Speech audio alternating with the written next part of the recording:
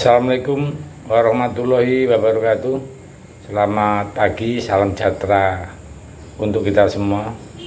Salam rayu, salam untuk saudara-saudaraku yang ada di dalam maupun di luar negeri.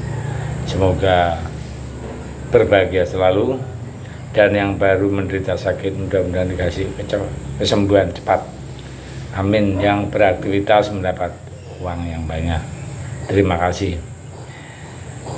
Kemarin ada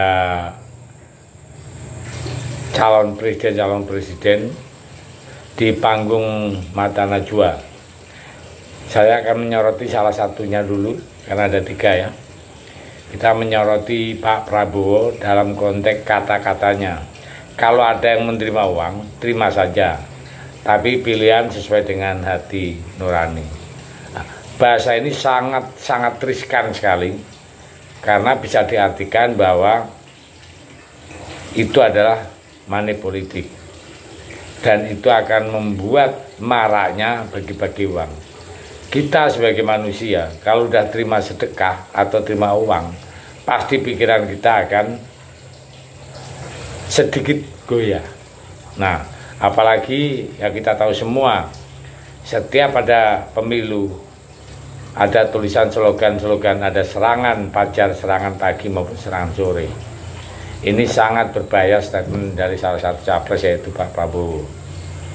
Nah, jadi kenapa ya, politik uang itu harus dilawan? Karena ia adalah induk dari korupsi atau mother of corruption. Memberikan uang pada masyarakat dengan harapan bisa mempengaruhi pilihan politik mereka. Seringkali menjadi jalan ninja bagi para politisi yang minim gagasan dan prestasi. Jadi melalui jalur politik uang, mereka menanggung ongkos politik yang fantastis dan boros sekali. Tapi imbasnya setelah mereka terpilih, mereka akan putar otak agar bisa balik modal. Tilep sana, tilep sini, anggaran pun pasti tak terhindarkan. Dan dari situlah akhirnya sebuah korupsi berawal.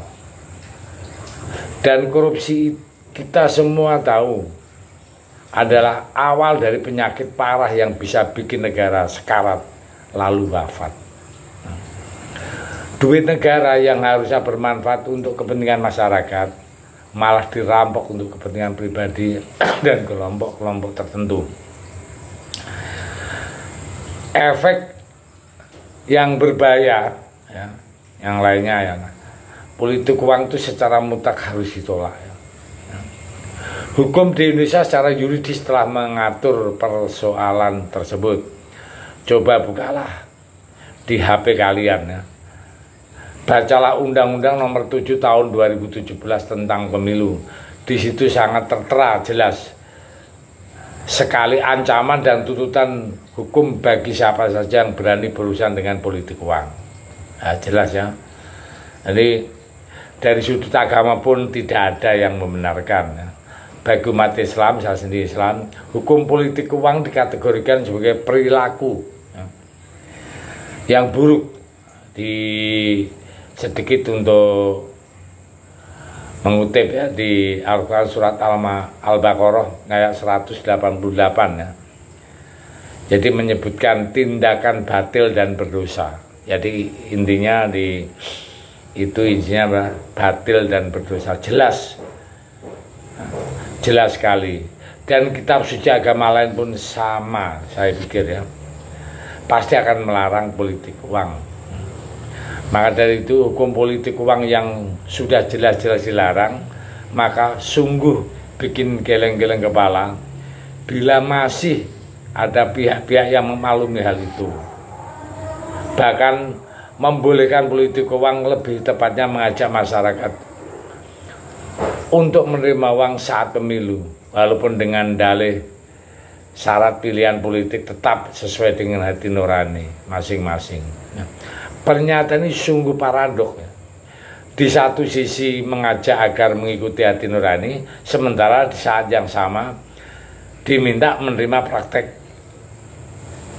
uang atau money politik. atau curang. Dari politik uang itu jelas-jelas bertentangan dengan hukum dan agama. Bahkan hati nurani manusia sepantasnya seiring sejalan dengan aturan hukum dan agama. Meskipun mengandung paradok, penyataan tersebut bisa dilihat dari perspektif lain yang lebih kritis. Siapakah pihak yang paling diuntungkan dari politik uang dalam konteks pemilu?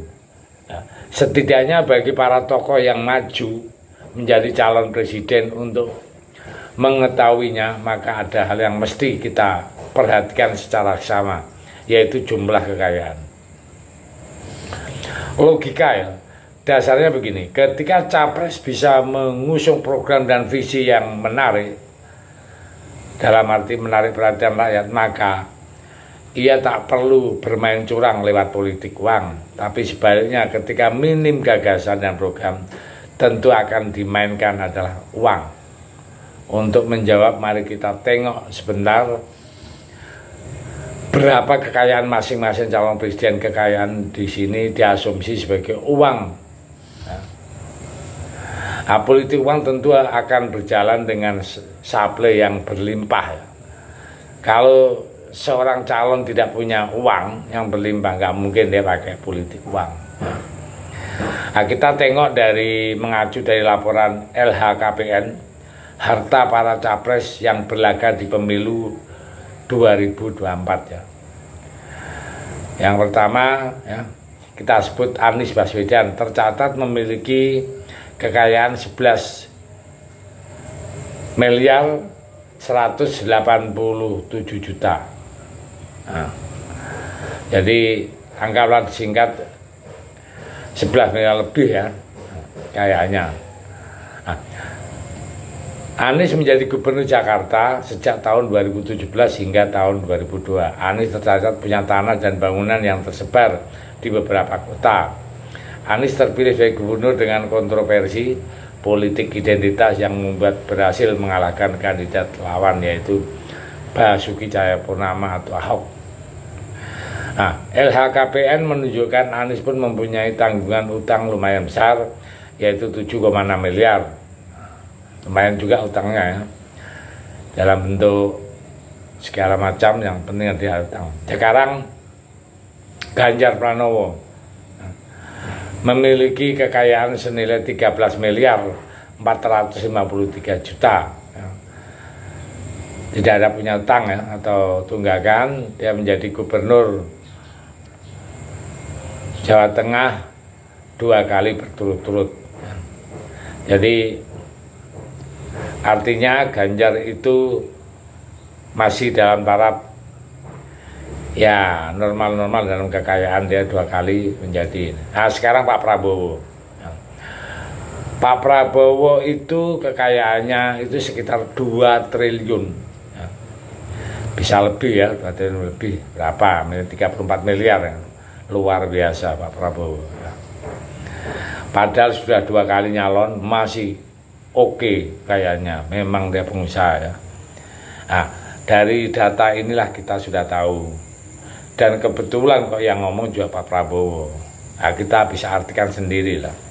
Mari kita cari pemimpin yang punya gagasan, pemimpin yang memang betul-betul kepingin untuk membantu rakyat mengentaskan kemiskinan agar supaya Indonesia bisa menuju adil dan makmur. Sampai itu, terima kasih. Merdeka.